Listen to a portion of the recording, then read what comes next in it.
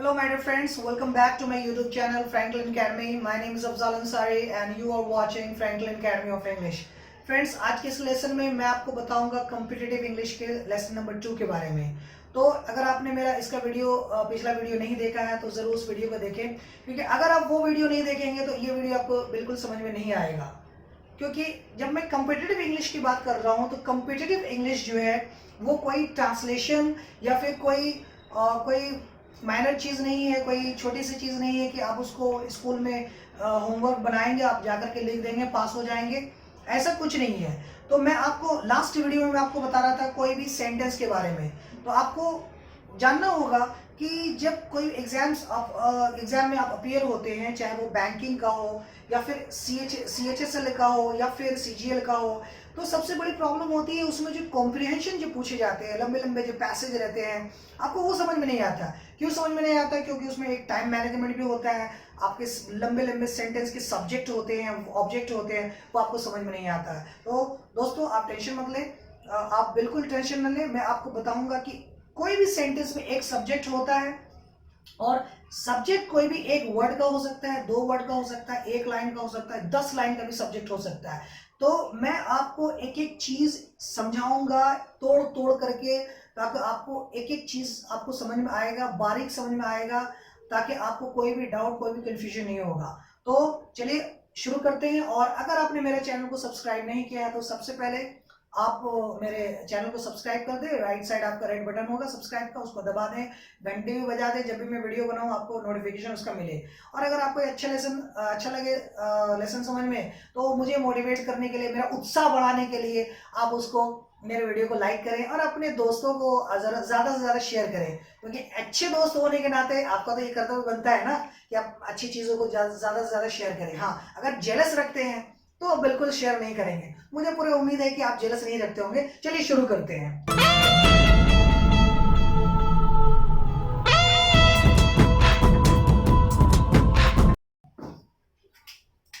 तो last video में मैंने आपको बताया था रिलेटिव प्रोनाउन के बारे में।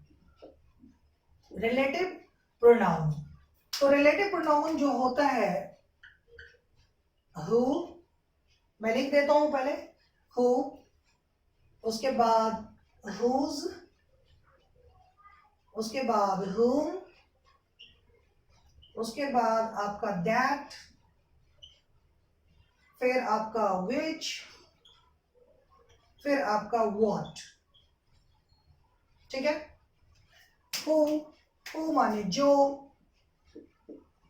किसी भी पर्सन के लिए यूज होगा, किसी भी पर्सन के लिए यूज करते हैं हम लोग, किसी व्यक्ति के लिए। whom जो होगा ये किसी भी व्यक्ति के लिए होगा, ठीक है?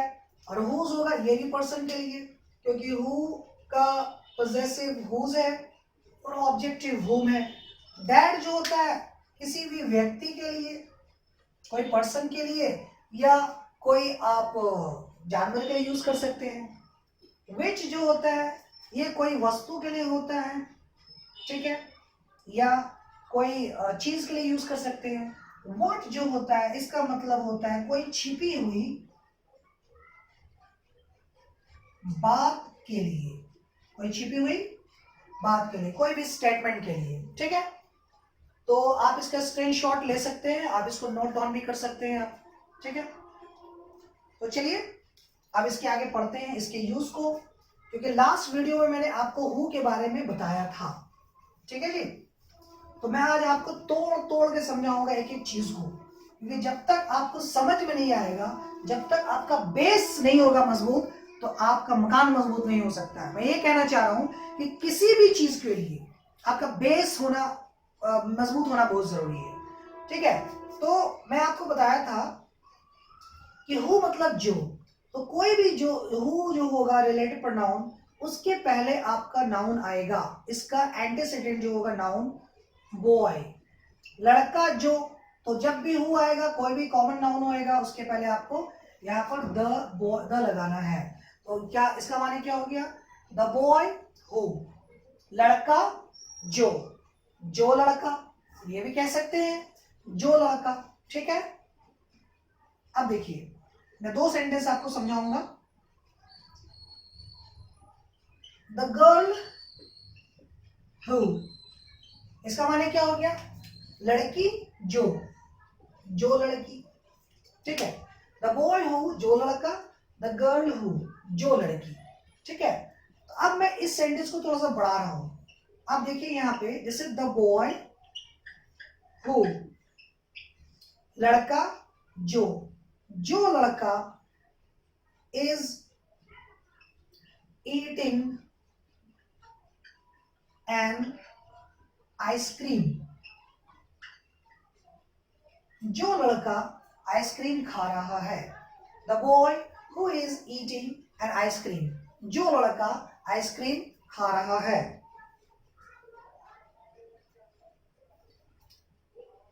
अब मैं क्या करूंगा, इसको और बड़ा करता हूं। The boy who is eating an ice cream, जो लड़का आइसक्रीम खा रहा है, इज माई फ्रेंड, मेरा दोस्त है, ठीक है जी।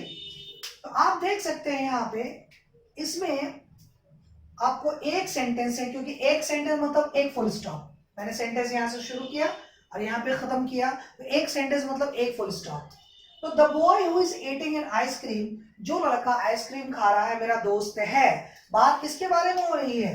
बात ये हो रही है कि भाई दोस्त है, मेरा दोस्त है। तो मैंने आपको लास्ट टाइम बताया था, कोई भी सेंटेंस में एक सब्जेक्ट होता है और एक वर्ब होता है, और सब्जेक्ट के बाद वर्ब होता है, और वर्ब से पीछे जो होता है वो आपका सब्जेक्ट होता है।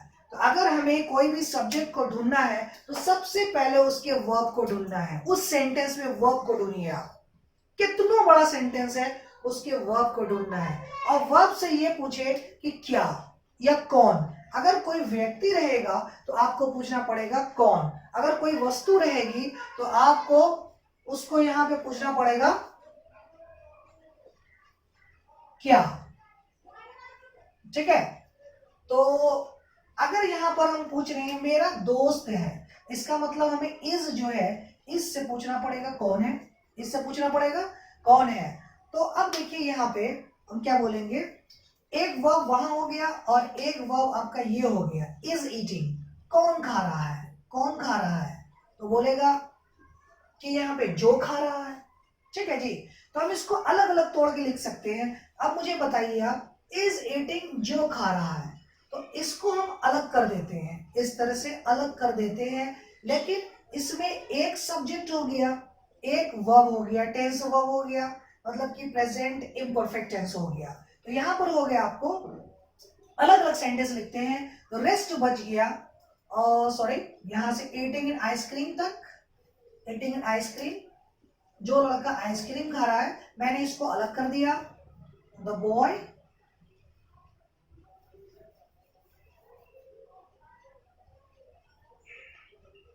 रेस्ट जो बच गया, the boy is my friend, the boy is my friend, the boy is my friend, वो लड़का मेरा दोस्त है। अब मुझे ये बताइए कि इस सेंटेंस में कहीं पर भी लग रहा है आपको कि कहीं पर कोई डिपेंड है? द बॉय जो है वो कहीं पर डिपेंड हो रहा नहीं हो रहा है। The boy is my friend, इससे पूछेंगे कौन है मेरा फ्रेंड, तो बोलेगा वो लड़का मेरा फ्रेंड है। The boy is my friend, वो लड़का मेरा फ्रेंड है। नेक्स्ट जो है, who is eating an ice cream, जो आइसक्रीम खा रहा है। आपसे पूछेंगे बेटा कौन आइसक्रीम खा रहा है, इससे पूछेंगे कौन आइसक्रीम खा रहा है, तो बोलेगा जो खा रहा है। जो को बोलेंगे कौन, जो है जो कौन, यही लड़का। इस हु जो है जो, इसका मतलब होगा यही लड़का। तो जिस नाउन को हटा करके जो शब्द प्रयोग होता है वो आपका प्रोनाउन होता है। तो अगर यहाँ पे हु को बदले द बॉय लिख देते तो ये भी सेंटेंस आपका इंडिपेंडेंट हो जाता, मतलब ये भी आपका क्लॉज इंडिपेंडेंट हो जाता। बात समझ में आ रही है? ठीक है। तो यहां पर the boy is eating an ice cream, इसका मतलब अगर हम हु को हटा करके जो मतलब कौन, वही लड़का, इसका मतलब ये जो इसके लिए यूज हो रहा है। तो यहां पर हु के बदले हम द बॉय अगर लिखते हैं तो ये भी इंडिपेंडेंट बन जाता है। लेकिन बात हो रही है किसके बारे में, मेरा फ्रेंड है। ये जो इज जो है ना, इज, ये इज दो रोल प्ले करता है, ये दो तरह से रोल करता है। ये करता है एक कि the boy is my friend, ये एक इंडिपेंडेंट क्लॉज का काम करेगा। इज मतलब इज जो है वो कॉमन करेगा काम, दो तरह से काम करेगा। The boy is my friend, वो लड़का मेरा दोस्त है। लेकिन फिर ये बोलेगा कौन लड़का, अगर मान के चलो आप सेंटेंस की बात कर रहे हैं, ठीक है, आप दो दोस्त हैं, आप का दोस्त आप बोल रहे हैं क्या, ये देखो ना वो मेरा दोस्त है। आप अगर बोलते हैं ना वो मेरा दोस्त है, आपका दोस्त नहीं जान रहा है, आपका दोस्त यही बोलेगा कौन है दोस्त तुम्हारा, क्या बोलेंगे, वो लड़का मेरा दोस्त है। आपका दोस्त ये पूछेगा वो लड़का कौन, वहां पर दो दो लड़के बैठे हैं, आप उसको क्या बताएंगे, आप किस तरह से बताते हैं। आप तो यही नहीं बताते हैं कि जो लड़का आइसक्रीम खा रहा है, जो लड़का लाल शर्ट में है, जो लड़का चश्मा पहना हुआ है, जो लड़का फोन पे है, आप ऐसे बताएंगे तब ना पता चलेगा कि आप उसी के बारे में बात कर रहे हैं। अगर नहीं बताएंगे तो आपको क्या समझ में आएगा। ठीक है जी, तो आप ये बोलेंगे कि जो लड़का आइसक्रीम खा रहा है, इससे पूछेंगे कौन आइसक्रीम खा रहा है, तो बोलेगा जो लड़का आइसक्रीम खा रहा है, जो लड़का आइसक्रीम खा रहा है। The boy who is eating an ice cream, the boy who is eating an ice cream. मैं दो बार रिपीट कर रहा हूँ आपको समझाने के लिए, भाई सीरियल नहीं है, एकता कपूर का सीरियल नहीं है कि चले जाओ चले जाओ चले जाओ, इस तरह का डायलॉग नहीं है। ठीक है, मैं आपको समझा रहा हूँ। The boy who is eating an ice cream, जो लड़का आइसक्रीम खा रहा है, ये सब्जेक्ट हो गया जी। और इसके बाद इज आया यहाँ पे, तो हम क्या बोलेंगे, the boy who is eating an ice cream, जो लड़का आइसक्रीम खा रहा है, इज माई फ्रेंड, वो मेरा दोस्त है। जो लड़का आइसक्रीम खा रहा है वो मेरा दोस्त है। तो इसका मतलब ये हो गया कि यहां से यहां तक एक सब्जेक्ट हो गया। खाने वाला कौन है, कोई लड़का हो सकता है, लेकिन जो लड़का आइसक्रीम खा रहा है, इसका मतलब कि वो मेरा दोस्त है। इसका मतलब ये हो गया the boy who is eating an ice cream, ये सब्जेक्ट हो गया। और सब्जेक्ट के बाद वर्ब लगाएंगे, उसके बाद ऑब्जेक्ट लग जाएगा। ठीक है, मैं पूरा विश्वास के साथ कह सकता हूं कि आपको ये लेसन आपको बहुत आप समझ रहे होंगे। आप अगर नहीं समझ रहे हैं इसे, तो आप इसे बार बार पॉज करके देखें, क्योंकि अगर आप थोड़ा सा कहीं ध्यान को भटकाएंगे, इधर उधर की बातें आप अपने माइंड में रखेंगे, बिल्कुल आपको कोई भी चीज समझ में नहीं आएगी। ठीक है, तो मैं चलिए इसके आगे आपको बताऊंगा। इसका स्लाइड आप इस पार्ट को आप मैं पॉज कर करके आप स्क्रीनशॉट में ले सकते हैं। ठीक है, चलिए मैं आगे चलता हूं। अब बात कर लेता हूं, ठीक है जी, अब बात कर लेता हूं उसी लड़के के बारे में। ठीक है, तो फिर मैं सेंटेंस को लिख देता हूं, द बॉय, अब थोड़ा सा मैं बढ़ाऊंगा sentence, the boy who is eating an ice cream, जो लड़का आइसक्रीम खा रहा है। एंड सेंटेंस को जोड़ा मैंने एंड से, एक से अधिक सेंटेंस के लिए एंड होगा। The boy who is eating an ice cream, जो लड़का आइसक्रीम खा रहा है। एंड हु इज वेयरिंग, और जो पहना हुआ है रेड शर्ट, एक लाल शर्ट पहना हुआ है। जो लड़का आइसक्रीम खा रहा है और जो लाल शर्ट पहना हुआ है, इज माई फ्रेंड। देखो जी, अब बात ये हो गया कि आप और आपके दोस्तों के बीच में ये बात चल रही है कि वो लड़का आइसक्रीम खा रहा है। आपने बोला कि वो मेरा दोस्त है, आपके दोस्त ने आपसे पूछा कि कौन है आपका दोस्त, तो आप बोलेंगे देखो जो लड़का आइसक्रीम खा रहा है। अब मुझे ये बताइए कि हो सकता है आइसक्रीम क्या कोई एक ही इंसान खा सकता है, नहीं ना। आपका दोस्त बोलेगा अरे वहां पर दो दो लोग आइसक्रीम खा रहे हैं, तो आपको कुछ बताना ना होगा। आप उसको क्या बताएंगे, आप उसको ये बताएंगे अरे तुमको दिखाई नहीं पड़ रहा है, तुमको समझ में नहीं आ रहा है, जो तुमको साफ साफ नहीं दिख रहा है, जो लड़का आइसक्रीम खा रहा है और लाल स्वेटर में है, और लाल स्वेटर में है, या फिर लाल शर्ट में है, अभी विंटर है तो स्वेटर बोलेंगे। ठीक है, लाल शर्ट में, या जो चीज भी है आपको क्लियर बताना होगा। तो आप क्या बोलते हैं, जो लड़का आइसक्रीम खा रहा है और स्वेटर पहना हुआ है या शर्ट पहना हुआ है, आप क्या बोलेंगे, द बॉय। अब मुझे ये बताइए इसमें कितने क्लाउज हैं।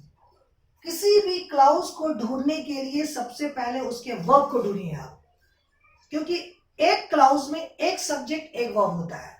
ठीक है, तो सबसे पहले हम यहां देखते हैं इज ईटिंग, एक टेंस वर्ब है इज ईटिंग, मतलब कि प्रेजेंट इम्परफेक्ट टेंस या प्रेजेंट प्रोग्रेसिव भी बोलेंगे, इसका वर्ब हो गया। और ये आपका जो है हु आपका इसका सब्जेक्ट हो गया। खा रहा है तो जो खा रहा है, ठीक है। अब देखिए यहाँ इज वेयरिंग पहना हुआ है, इससे पूछेंगे हम कौन पहना हुआ है, तो बोलेगा जो पहना हुआ है, सब्जेक्ट होगा, ठीक है। ये भी आपका वर्ब होगा। अब हम क्या करेंगे कि यहाँ पे जो है आपका एक क्लॉज ये भी हो गया, मतलब कि एक क्लॉज ये हो गया, एक क्लॉज ये हो गया, क्लॉज एक हो गया, क्लॉज दो हो गया, ठीक है। अब इज जो है, मेन जो इज है, मैंने आपको इसके पहले बताया कि इज जो है या इज की जगह कोई सा भी वर्ब होगा तो यह आपका दो रोल प्ले करेगा। एक प्रिंसिपल क्लॉज का वर्ब होगा और दूसरा पूरे सेंटेंस का वर्ब होगा। तो यहां पर जो होगा, आप क्या करें ऐसा कि पूरे सेंटेंस को सब्जेक्ट को समझने के लिए सबसे पहले आप क्लॉज को अलग कर देंगे। जब ये अलग हो गया, मतलब ईटिंग एन आइसक्रीम ये एक पार्ट हो गया, ईटिंग एन आइसक्रीम एक पार्ट हो गया। दूसरा who is wearing a red shirt ये दूसरा पार्ट हो गया, who is wearing a red shirt ये दूसरा पार्ट हो गया। और तीसरा हो गया आपका रेस्ट जो रह गया, the boy is my friend, the boy is my friend. बच्चों हो सकता है कि आपको कोई अननेसेसरी नॉइज सुनाई दे रही हो, क्योंकि रिकॉर्ड करने के दौरान मैं तो सिर्फ अपने आप को, अपने घर वाले को कंट्रोल कर सकता हूँ ना, अगल बगल पड़ोस में तो कंट्रोल नहीं कर सकता हूँ। आप ज्यादा से ज्यादा फोकस करें इधर, ठीक है। तो यहाँ पर the boy is my friend ये जो हो गया, ये प्रिंसिपल क्लॉज हो गया, मतलब the boy is my friend, वो लड़का मेरा दोस्त है, ठीक है। इससे कोई से मतलब नहीं है, इससे पूछेंगे कौन है, बोलेगा वो लड़का मेरा दोस्त है। लेकिन इसमें क्लॉज जो है क्या क्या है, who is eating an ice cream, who is eating an ice cream. तो मैं आपको ये कह रहा था, बीच में पॉज आ गया होगा आपको वीडियो में, क्योंकि कुछ नॉइज आ रहे थे बैकग्राउंड से, तो मैंने उसके लिए मैंने इसको पॉज किया था, ठीक है। तो मैं ये कह रहा था कि किसी भी सेंटेंस में बहुत सारे क्लॉज हो सकते हैं। Who is eating an ice cream जो आइसक्रीम खा रहा है, ठीक है, ये एक क्लॉज हो गया। जो लाल शर्ट पहना हुआ है ये दो क्लॉज हो गया। और मेन क्लॉज जो है the boy is my friend, वो लड़का मेरा दोस्त है। अब देखिए इसको हम क्या कर सकते हैं, एक ग्रामर का सिंपल सा नियम है, कोई भी सेंटेंस में अगर एक सब्जेक्ट होगा, उसके इर्द गिर्द कोई भी चीजें घूम रही है, उससे रिलेटेड है, तो वो चीज रिपीट नहीं होता है, चाहे वो नाउन हो चाहे वो प्रोनाउन हो। अब देखिए यहाँ पे the boy who is eating ice cream, जो लड़का आइसक्रीम खा रहा है, एंड फिर हु इज आ गया, यहाँ पर हु इज आ गया ना, मतलब रिपीट हो गया। इसको क्या करेंगे, वो इसको हम हटा देंगे। अब वो इसको जो हटाएंगे तो ये क्या बच गया, सिर्फ वेयरिंग होगा, सिर्फ हम वर्ब को लगाएंगे, and wearing an ice cream, sorry wearing a red shirt, और लाल शर्ट पहना हुआ है, इज माई फ्रेंड मेरा दोस्त है। तो इसमें कितने क्लॉज हो गए, इसको लिखने की जरूरत नहीं है। आप अगर हु इज लिखते हैं तो सेंटेंस गलत नहीं है, लेकिन ये परफेक्ट नहीं होगा, थोड़ा सा अच्छा नहीं लगेगा, ठीक है, क्योंकि आपको एक एक चीज को सीखना है और मैं एक एक चीज को सिखाऊंगा आपको। तो यहाँ पर क्या हो गया, आपके दो क्लॉज हो गए, एक हो गया सबऑर्डिनेट क्लॉज जिसको आप डिपेंडेंट क्लॉज भी बोलेंगे, एक यहाँ हो गया, एक आपका दूसरा यहाँ हो गया। लेकिन मेन जो है इज है, इससे पूछेंगे कौन है मेरा दोस्त, तो बोलेगा the boy who is eating an ice cream and wearing A red shirt, जो लड़का आइसक्रीम खा रहा है और लाल शर्ट पहना हुआ है, जो लड़का आइसक्रीम खा रहा है लाल शर्ट पहना हुआ है, ये आपका सब्जेक्ट होगा। होगा कि नहीं होगा, होगा। अब सोचिए, प्रैक्टिकली सोचिए, अगर आप अपने दोस्त के साथ हैं और आप अपने दोस्त को बोल रहे हैं कि देखो वो मेरा दोस्त है, आपका फ्रेंड आपको बोलता है कि कौन है दोस्त तुम्हारा, तो ये पूछेगा ना, इससे पूछेगा कौन है दोस्त, आप बोलेंगे देखो जो लड़का जो है ना, जो लड़का आइसक्रीम खा रहा है, तो उस जगह पे आइसक्रीम हो सकता है दो चार लड़के खा रहे होंगे, आपको समझाना होगा जो लड़का आइसक्रीम खा रहा है और लाल शर्ट पहना हुआ है, तो आप इस तरह से समझाते हैं ना कि जो लड़का आइसक्रीम खा रहा है और लाल शर्ट पहना हुआ है वो मेरा दोस्त है। तो इसका मतलब ये हो गया इस पूरे सेंटेंस, सॉरी यहाँ से the boy who is eating an ice cream and wearing a red shirt ये आपका एक सब्जेक्ट हो गया, पूरे सेंटेंस का सब्जेक्ट ये हो गया। और इसमें कितने क्लॉज हो गए? इसमें 3 क्लॉज हो गए। एक आपका 2 आपका डिपेंडेंट हो गया, जिसको आप सबऑर्डिनेट क्लॉज भी बोलेंगे। हु इज ईटिंग और हु इज वेयरिंग, तो हु इज को मैंने छिपा दिया है। Who is eating an ice cream, who is wearing a red shirt. तो मुझे पूरा यकीन है कि आपको ये लेसन समझ में आया होगा। और अभी ख़त्म नहीं हुआ है, अभी ये चलेगा सिस्टम, और ये सब्जेक्ट ऑब्जेक्ट चलता रहेगा। क्योंकि दोस्तों अगर आपको जब कॉम्प्लेक्स सब्जेक्ट और ऑब्जेक्ट नहीं समझ में आएगा, या तो आपको सेंटेंस की सेटिंग बिल्कुल समझ में नहीं आएगी। जब आपको सेंटेंस की सेटिंग समझ में नहीं आएगी, चाहे वो क्लोज टेस्ट हो या वो पैसेज हो या फिर कॉम्प्रिहेंशन को कोई सा भी पार्ट हो, ठीक है, आपको बिल्कुल समझ में नहीं आएगा। तो मैं पूरा उम्मीद करता हूँ और कि आपको ये लेसन मज़ा आया होगा समझने में। आप बार बार इसको देखें, और मैं इससे पहले वाला जो लेसन है उसको ज़रूर देखें आप, तभी आपको ये समझ में आएगा, ठीक है। क्योंकि ये इसका नेक्स्ट लेसन है, और इसके नेक्स्ट पार्ट में आपको नेक्स्ट वीडियो में आपको बताऊंगा। और मैं अफजल अंसारी, मैं मेरा जो कोचिंग है, आप लाइव क्लास अगर अटेंड करना चाहते हैं तो भागलपुर बिहार में पड़ता है। बिहार के भागलपुर जो डिस्ट्रिक्ट है, वहाँ पे जो उर्दू बाज़ार एरिया है, जो स्टूडेंट का हब है, वो ये कंपटीशन का हब है, एजुकेशन का हब है। वहाँ पर मेरा इंस्टीट्यूट है फ्रैंकलिन एकेडमी ऑफ इंग्लिश के नाम से।